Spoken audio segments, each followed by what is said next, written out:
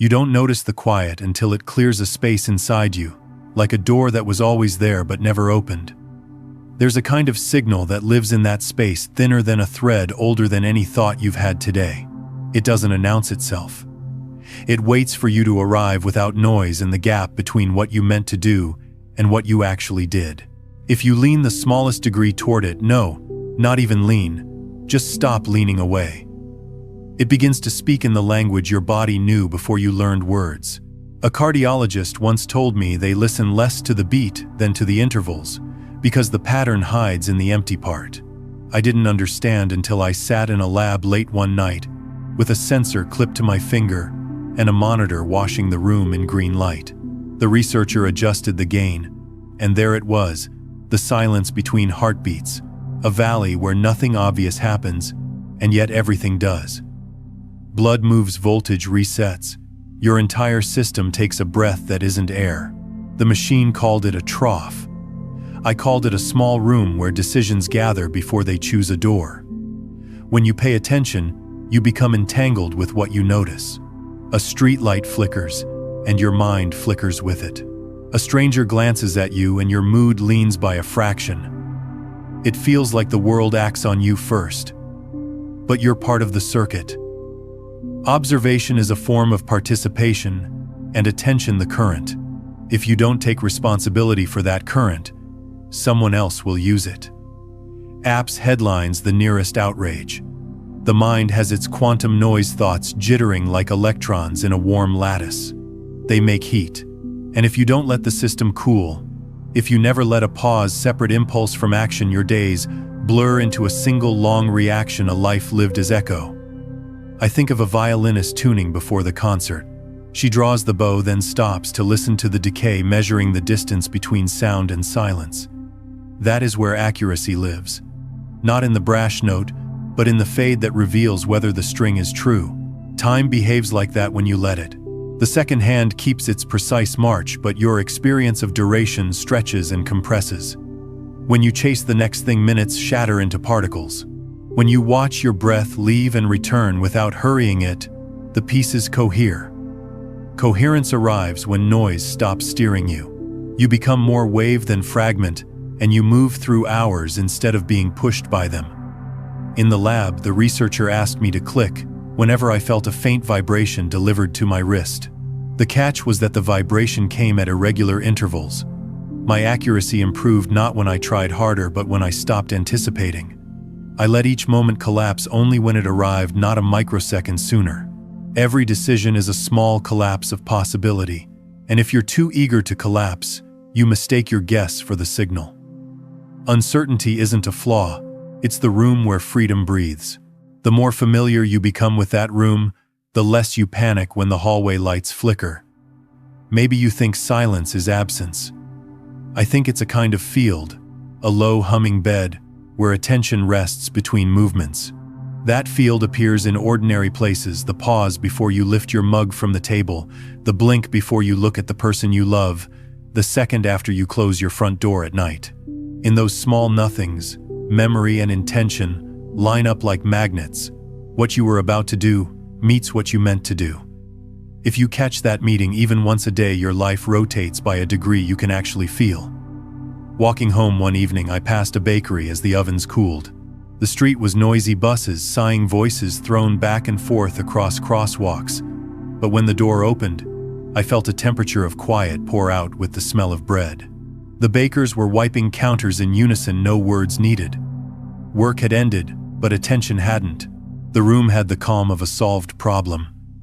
There is data in that kind of quiet, a signature of coherence.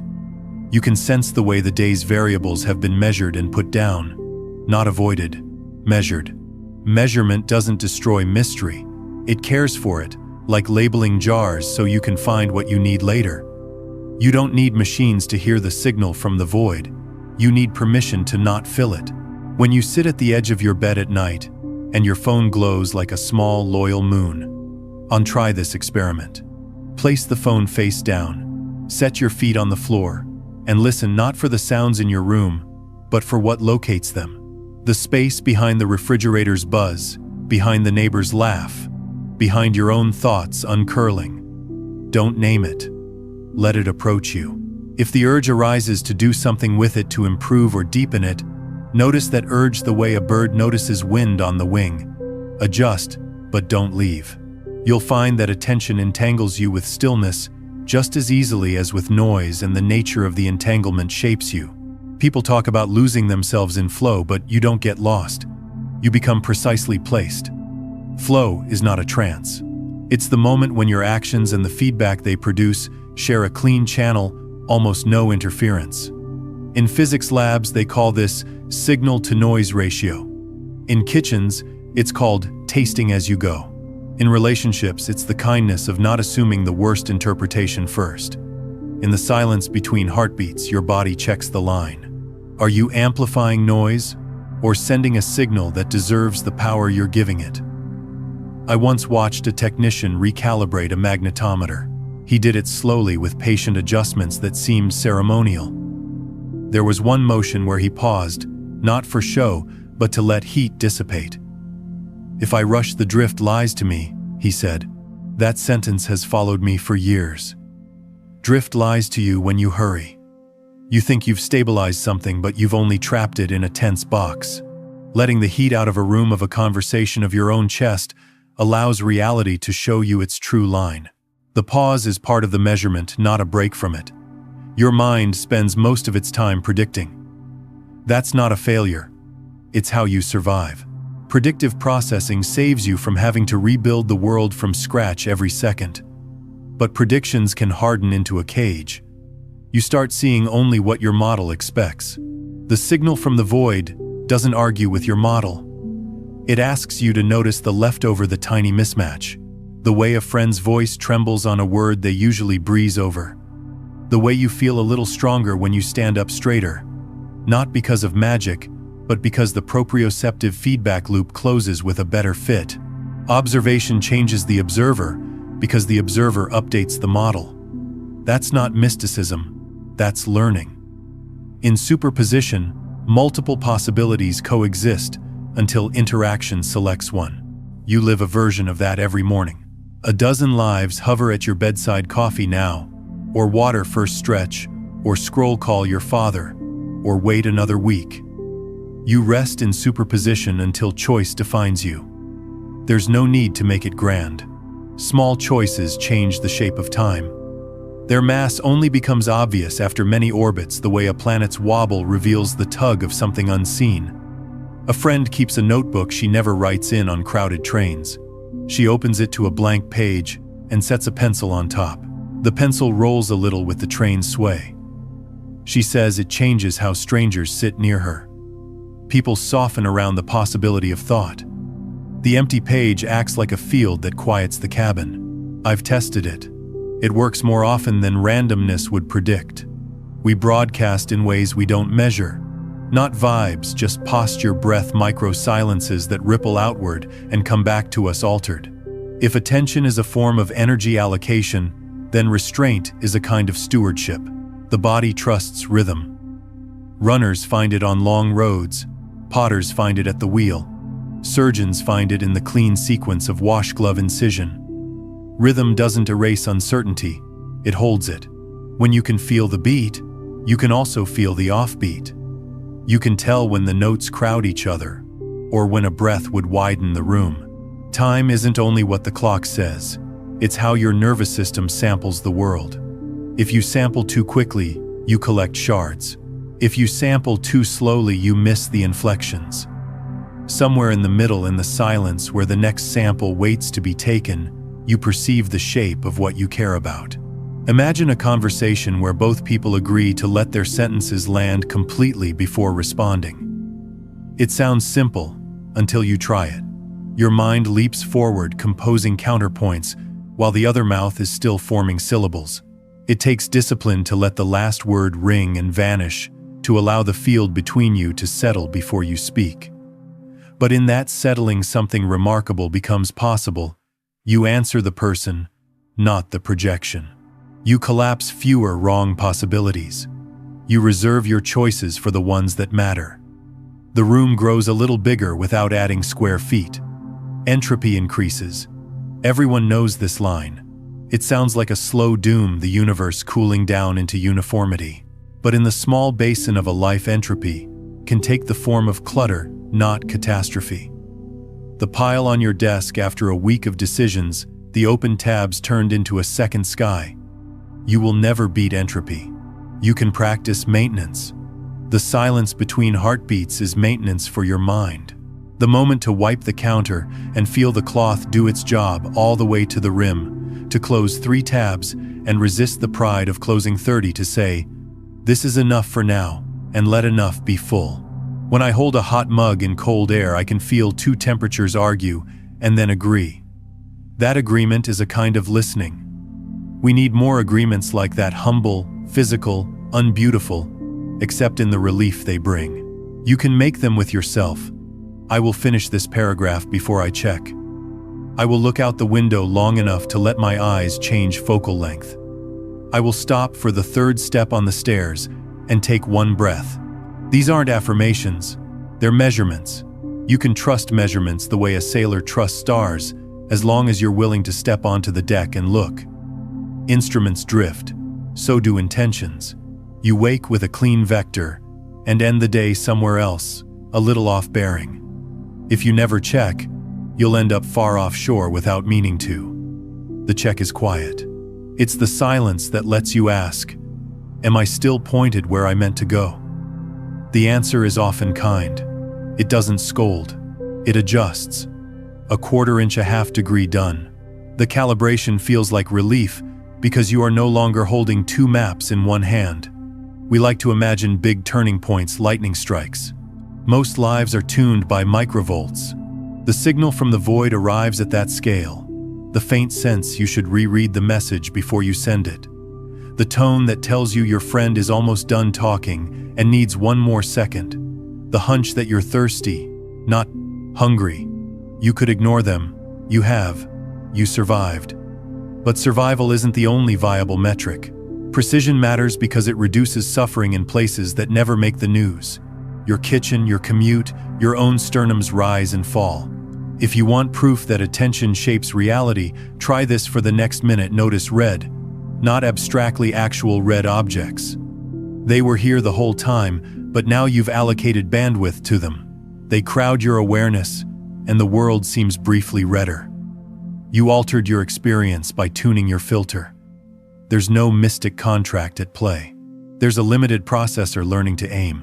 When you aim at silence, silence becomes vivid, and within it, you notice finer structure. The feathered edge of a refrigerator's hum, the tiny lag before the lamp's filament glows, the half-thought that wants to turn into a worry and then doesn't because you saw it coming and gave it a place to dissipate. A teacher once told me that great chess players don't look further ahead. They look more clearly at the position in front of them. They see the board without story.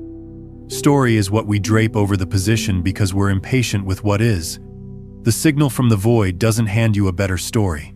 It removes enough story for you to act with less noise. Then what you do creates a story worth telling. I was here and I knew it, and I made a choice that didn't betray the next version of me. In the late afternoon, a lab can sound like a chapel. The whir of a centrifuge, the distant beep of a freezer, alarm, the hush of air through filters, all of it arranged by purpose. You don't have to believe in anything to feel reverence in such a room. Reverence is attention undivided, free of spectacle. It's what's left when function meets care. In that ambience, even your inner voice changes timbre. It drops its pitch, stops performing. You ask better questions there, because you've made room for answers that aren't your own echo. There's a phrase I hold close: stay on the channel that's actually carrying information. On bad days, I forget and listen to static that flatters my impatience. On good days, the channel is obvious. It's the one where the world pushes back, where your hypothesis has to survive the experiment. It's the glance from someone you love that says, without words, be honest. It's the way a guitar buzzes against your ribcage and tells you the chord isn't fretted right. This channel isn't cruel. It respects you enough to insist on alignment. The mind seeks certainty like the body seeks heat. But certainty, when overfed, becomes brittle. Uncertainty kept within humane bounds breeds curiosity. You can train yourself to stand in that humane uncertainty the way you train yourself to stand at a balcony rail without clutching it. The view is better when your fingers aren't white. The first time you let a silence stand in conversation, you'll want to fill it. Don't. The second time, you'll watch the other person fill it. Let them. The third time, the silence will become shared. A field both of you can walk in without fear. That field grows a kind of grass under the feet, soft and resilient. You'll miss it when it's gone. I sometimes count my pulse when I can't sleep. Not to force calm, but to observe a system that isn't asking for my opinion. It beats then, doesn't then, beats again. In the gap, I feel a mild suspense, like a held note waiting to resolve. I used to wish the suspense away. Now I let it exist. Suspense is not danger. It's the taste of time passing at a scale I can feel. If I stay with it long enough, my thoughts align with the rhythm, and the pace at which I worry slows to match. Worry thrives on tempo. Change the tempo, and you soften the fixation. There's a small ritual I keep that nobody sees. Before I answer a message that stings, I put my hands under cold water for one breath. The temperature steals the surplus from my nerves. In that one breath, my options reappear. My attention detangles from the offense and re-entangles with what I care about: the relationship, the project, the larger arc. Superposition returns. I have more than one move. The reply I send from that place rarely needs repair. I could pretend this is wisdom. It's plumbing pressure, and release flow, and valve measurement, and adjustment. You're allowed to hear the world at its honest volume. Not the volume set by marketing, not the volume set by fear. Honest volume is variable. A baby's breath at 2 a.m. can be enormous because someone needs you. A sunset can be quiet because it does not. Tuning to honest volume requires a willingness to be bored and a willingness to be moved, which are the same willingness approached from 2 doors. Think of the last time you held your breath unintentionally while concentrating or worrying or tying a knot that wouldn't take. Breath holding is a way of bracing for pain that hasn't arrived. The body gets the message first. It prepares you to endure a blow. Then the mind goes looking for a reason to justify the preparation, and it finds one. You can reverse the arrow, breathe on purpose, and your mind will go looking for reasons to justify the safety implied. It will find them. The world didn't change. Your sampling did. Your internal instruments recalibrated to a baseline that treats life as encounter rather than threat. If you ask me where to begin, I will tell you the smallest possible place between your heartbeats. You might feel ridiculous at first, the way a person feels practicing scales in a room where no music is playing. That's fine. Scales are honest. They teach your hands what truth feels like, so you can handle it when it arrives dressed as a song. Sit with your pulse and let the silence join the rhythm. Don't shape it. Don't make it into a lesson. Just stay long enough to notice that something is being transmitted in the quiet. A suggestion that doesn't speak in words. A clarity that doesn't need a headline. And if you need a scene to hold on to, take this one. Night window. Street below rinsed by recent rain. A single car passes and makes no claim on you. In the glass, your reflection is faint enough to see through. You watch yourself watching. Wave or particle, both depending on how you look. You move like a wave through your days, carried by patterns that predate you. You decide like a witness in a courtroom where the only oath that matters is the one that keeps you from lying to the next version of yourself. The signal is here under the traffic and the wanting and the rituals your fingers perform on screens. It shows up whenever you allow the field between thoughts to hum without interference, whenever you let the world arrive before you label it, whenever you choose to measure instead of assume. The rain slows. The quiet brightens by a shade. Somewhere a neighbor laughs, and the laugh pulls a thread of warmth through the walls. Your chest rises and falls without direction from you. The interval opens, then closes, then opens. Stay with the opening for one more breath, then another, and notice. Just notice what you're like when you don't fill it. You don't need to be good at silence to let it work on you. You only need to stop defending the noise. The first defense to fall is the story that you'll be left behind if you step out of the current. But much of the current is circular. You can watch it churn without stepping in. That watching is not withdrawal. It's the beginning of clean participation, the kind that adds less turbulence to the room. You won't look impressive from the outside. You'll look like someone who isn't bracing. That lack of armor is not naivety, it's calibration. Most of the time your senses are a committee arguing over what is real. Vision knocks the table to get attention. Hearing files objections. Touch signs the document when the others tire. The silence between heartbeats is the moment the meeting chair calls a recess. Not a cancellation, just a reminder that decisions can be better when they are not made at a sprint. Perception isn't passive. Your brain is always editing, always making the cut that says, this matters, that doesn't. But if you look closely, you can feel when the cut is made in haste.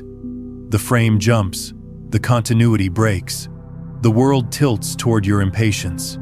In that tilt, small kindnesses spill. I think of the maintenance workers who check bridges at dawn. They don't require drama to justify their labor. They measure stress where the eye would never bother to look. A hairline crack in steel doesn't cry out. It waits. Entropy does its slow arithmetic, and the future depends on whether someone showed up with a light and the habit of care. You can do that inside yourself. Not by scanning for catastrophe, but by scanning for drift. Drift doesn't announce itself either. It just leans the whole structure 1 degree toward a life you didn't mean to choose. Sometimes the silence is easiest to find in movement. The steadiness of walking the cycle of steps, carrying you across a map you've printed with your feet for years. City blocks you could trace with your eyes closed. On those walks, pay attention to the instant when your weight shifts from one foot to the other. The transfer is tiny and perfect. It's a clean collapse of possibility. Stay go, and your body picks without debate. You don't convene a panel to consider whether the next step should occur. The system is coherent enough to move. That is what practice gives you, not fiercer will, but less friction around the exact motions that keep you alive. In an imaging room, once I watched a colleague adjust the threshold on a screen full of grainy data. The difference between noise and signal was a slider that moved by increments you could measure in whispers. Too far left and fantasy bloomed. Too far right, and we lost what mattered. He rested his hand when the cluster that had been flicker suddenly showed itself as form. There, he said, almost impolite with relief. Then he waited, doing nothing, to see if the form held under stillness. It did. That waiting was part of the method. Many mistakes are born in the seconds after we think we've seen enough. Your day is a chain of thresholds like that. The moment a joke turns sharp, the instant a craving turns into a purchase. The breath between thinking a name and saying it out loud. If you lower the threshold for action too much, you flood your life with half-finished moves. If you raise it too high, you starve your life of newness. The silence helps you feel where the slider belongs today in this light, with this battery level at this hour, when your patience is thinner than usual. There's no permanent setting. That's not bad news. It means you're alive, and the world is still asking questions worth answering. When you care for someone, you learn the shape of their pauses. You know the way their voice fades when they are choosing to be brave. You know the precise silence that means they are tired in the way only rest will address. Attention entangles you with what you notice, and if what you choose to notice is the other person's better edge, you'll find yours too. This is not magic, it's alignment. A field settles between you, and in that field the noise types itself as noise. You answer what is actually being asked, rather than the fear you would rather fight. Answering what is real conserves energy that used to be spent in imaginary arguments. There is a cottage at the boundary of a forest where a biologist measures tree growth with nothing fancier than floss a nail and patience. She loops floss gently around a trunk, marks it, and notes the time. Months later, tiny distances become a narrative of growth you could miss with eyes alone. The method is humble, but the inference is serious. You can do this for your attention. Mark the circumference of a habit with a quiet promise, no screens at the table, a walk before speech in the morning, one long exhale before replying to irony. Do it not because the habit is virtuous, but because measurement is honest. The floss will tell you, if you've lived as you said you would. I used to fear boredom, as if it were a disease. I carried antidotes in my pocket, and poured them down every empty minute's throat. Then a winter came, where the antidotes went dull. I ran out of distraction at the same time I ran out of excuses. That winter taught me that boredom is often the period your mind needs to let a tired idea depolarize. A neuron won't fire again until it resets. Neither will you. The silence between heartbeats is that reset at the scale of a second. Boredom is the reset at the scale of a season. Do not desecrate it. Let the snow do its work and the soil loosen. When the thaw comes, you won't have to invent momentum. You will have kept faith. Some nights the signal from the void feels less like a whisper and more like the unspectacular click of a well-fit part. A drawer slides, a latch seats, a sentence lands true. It's not dramatic because it doesn't need to be. Drama is for when the system is fighting itself. Precision is quiet. In labs, we talk about coherence as if it's abstract. It isn't. It's the sensation of being steered by a line strong enough to carry you but supple enough not to cut. You feel it when your foot finds the rung it couldn't see. You feel it when the melody resolves exactly where your body knew it would, even if your mind didn't. Of all the illusions that waste us, superiority might be the most expensive. It costs you the ability to receive correction. The silence doesn't flatter you. It treats you and the room the same. It lets you detect when you are the source of the tremor you resent. In a world trained to perform certainty, this is a hard gift to receive. But the reward is practical. You become a person whose presence reduces error. There is always a task waiting for such a person. And it is often the task that pays in trust. A physicist I admire keeps a note on her monitor. Observation is slow courage. The note is a mercy. We want courage to roar. Sometimes it does. Most days it looks like staying with the data one more minute before bending it to the shape that suits your deadline. Slow courage doesn't win applause. It saves futures that will never know your name. Apply that courage to your own interior. When the feeling arrives that you would rather outrun, hold the sample a second longer. Don't smear it. Don't label it with a story that discharges the charge too soon. Let the signal declare itself without your interference. This is not passivity. It's respect. You can practice respect on the sidewalk. If you walk at the speed of demand, you will miss the built-in courtesies of a city. The way a stranger steps half a pace left, so you can carry a heavy bag without clipping shoulders. The suitcase tilted to make room in a narrow door. Micro-adjustments are the city's heartbeat. The silence between its beats is the moment after a small kindness, where neither of you needs to co-sign it with words. That gap is peace's smallest unit. You can build with it. Brick by invisible brick a block holds. I used to think resilience meant being unbreakable. Now I think it means being unconfused about what breaks you and how you mend. A wave can shatter on rock or hug the shoreline for miles. Both are real. You move like a wave through your days, and the coast of your life isn't obligated to go easy on you. But the wave is not only movement, it is pattern. It reforms. In particle mode, you make contact and decide. In wave mode, you gather yourself and try again. Switching between the two is not hypocrisy. It's literacy. Once in a museum, I stood before a painting that looked like whether a human had persuaded onto canvas. I stepped closer until the brushstrokes turned back into paint. Then I stepped away until the clouds returned. Perspective toggles like that all day long. Too close, and a person is just their flaws. Too far, and they are a symbol you can manipulate. The silence teaches the middle distance where detail and mercy coexist. In that range, people can be themselves without being reduced to their worst frame. If you're waiting for permission, You do not owe your attention to anything that refuses to share the responsibility of meaning with you. Some content will never meet you halfway. It will devour whatever you bring it and leave you hungrier. Turn away, not loudly, not with a manifesto, quietly as a technician flips a switch that protects the instrument from overload. Spare yourself the scorch marks and the ritual apology. You are allowed to preserve coherence. There's a forest path near a river where I walk in the late afternoon. The rocks are slick with algae, in places that sun rarely dries. The trick is not to think, "Don't slip." The trick is to notice the texture and let your foot adjust before it lands. That microsecond of observation pre-contact honest saves you from 1,000 dramatic recoveries. In conversations, the equivalent is noticing your heat rise and letting one extra beat pass before the word that would turn a misunderstanding into a month of repair. That beat is leverage. Quietly applied, it moves entire hours.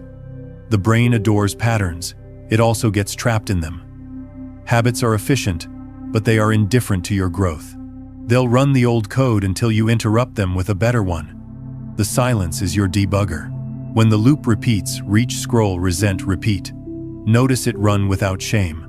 Shame is noise posing as virtue. Let the loop finish and place a small wedge in its path. A wedge could be standing up. A wedge could be a glass of water. A wedge could be saying out loud, "I am choosing to stop." You won't be glamorous. You will be free enough to try again. In superposition, outcomes remain open until an interaction decides. You can leave some doors unkicked. The world is full of rooms where you're allowed to wait at the threshold until you are the kind of person who can enter without breaking the furniture. Waiting is not cowardice if it is assigned on purpose. The pause is a craft. It has weight, and when you place it well, it carries more meaning than any rush could. People feel the difference without needing to name it. The room becomes more navigable for everyone. Consider the way light behaves when it passes through a narrow slit. It spreads into a pattern the eye can marvel at, even if the mind doesn't recall the math. Your attention is like that. Narrow it, and the pattern clarifies. Let it widen indiscriminately, and contrast falls flat. Neither state is superior. You adjust the aperture according to the work at hand. The silence is your hand on the dial. On days when grief makes everything too bright, you narrow. On days when fear pins you to a pixel, you widen. The skill isn't complicated. It's the discipline to use it while tired. I have seen a surgeon stop in the doorway and close her eyes for 2 breaths before scrubbing in. She wasn't praying for a miracle. She was stepping out of the hallway's speed and into the theater's tempo. Different rooms require different clocks. If you live by the fastest one you own, you will be on time to everything and present to nothing. The silence offers you the key ring. You choose the clock. You choose the rate at which you absorb and respond. Control is a poor word for it. Stewardship is better. You are less a master than a caretaker of a rhythm you share with more living things than you will ever meet. People say listen to your body often, as if the body only whispers about hunger and sleep. It also whispers about posture, about the way your jaw clenches when a certain topic comes up, about the angle at which apology becomes honest. These are not metaphysical reports. They are measurable shifts in muscle tone, electrical potentials you can track with wires. If you feel like spending your afternoon in a room that smells like plastic and hope, you don't need the wires. You need the willingness to hear that you are carrying a story in your shoulders that doesn't need to be carried anymore. Sometimes the signal arrives disguised as fatigue, not the kind that sleep satisfies, but the kind that asks you to lay down a performance. You have been overfitting your model to a world that changes quicker than your pride allows. Overfitting looks like cleverness, but breaks under fresh data. Humility is how you regularize. It's the penalty you willingly add to the equation to prevent your solution from turning brittle. You can feel the penalty activate in the silence.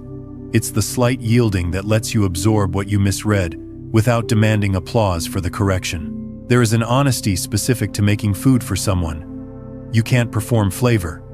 You balance heat and salt and time, and the tongue reports without ideology. If you can stand that level of feedback in a kitchen, you can stand it elsewhere. You can ask a colleague how the work actually landed, not how you hope it landed. You can ask a child what they heard you say, rather than what you meant. In both cases, you are measuring the world with care, instead of believing the first draft of your assumptions. This is a way of loving the people you touch. You refuse to be satisfied with the easy coherence of your own narrative when the shared one could be truer. You will be tempted to treat the silence as a technique, a hack to obtain an edge. You can do that briefly, but techniques fail when the conditions change. What endures is relationship.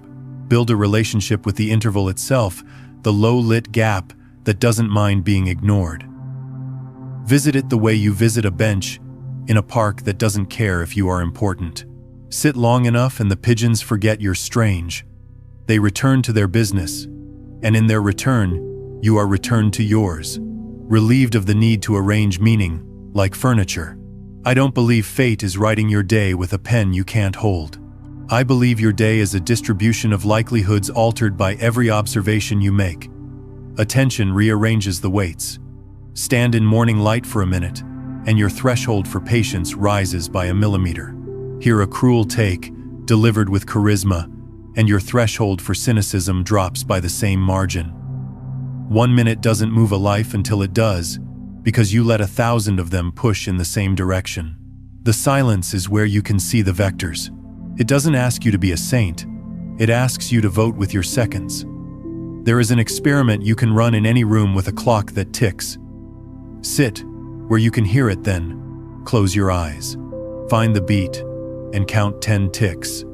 Now listen between 2 ticks for something smaller.